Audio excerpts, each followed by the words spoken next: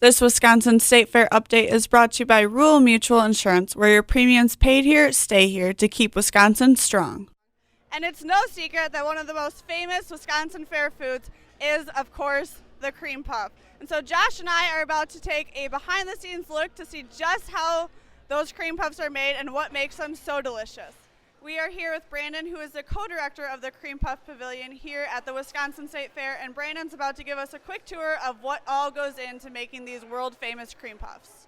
So Brandon, are you ready to show us what we got? So this area right here is where we do all the scaling of the ingredients, to the boiling of the roux, and to the mixing. So what we do over here, get all the ingredients together, weigh them per batch, so each one of those buckets over there is a batch, right? And then it goes into our steam kettles over here. And once it comes to a complete boil, it gets put into a mixer, and it sits there for 3-4 minutes, and then it goes out to the depositor over there. And then once it's done mixing, it comes over here to the depositor.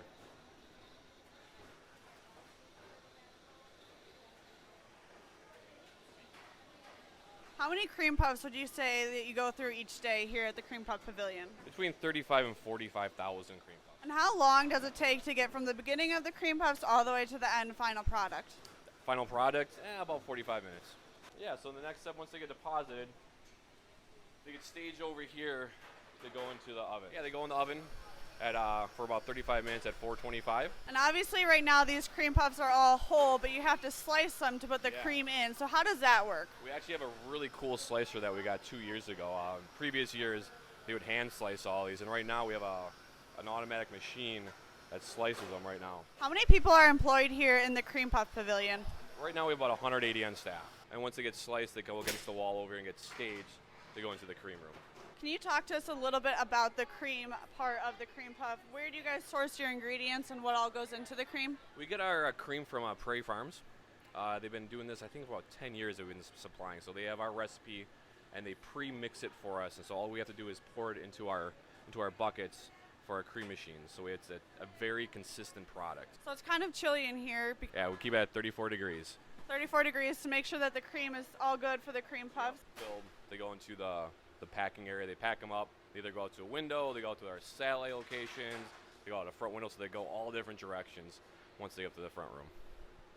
What would you say is the coolest part of your job here working as a co-director of the Cream Puff Pavilion? Seeing people enjoy it, it's cool because we put a lot of work into this. We started doing this about January, and just putting all the pieces together and seeing all the families and the kids enjoying the cream puff, that's rewarding. It's a lot of fun.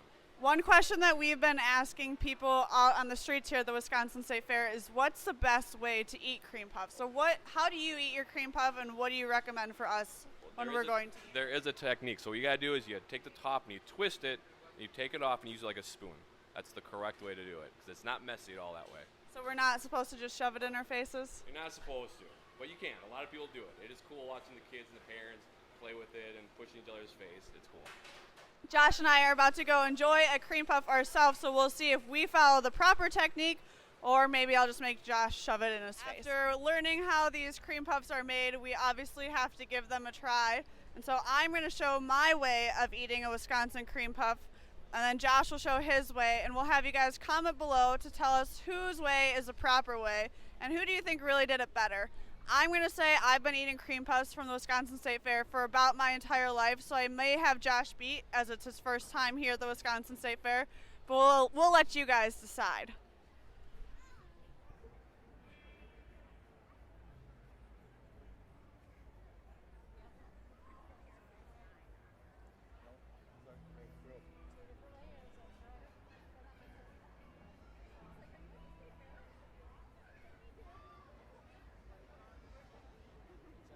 I heard a little bit of trash talk from Emily earlier because she was saying, since I'm not a native Wisconsinite, I don't know how to eat the famous cream puff. Well, as a Michigander, I'm going to show you how I would eat it, going into it blind without any knowledge of the right way to eat it. So, let me set down my mic.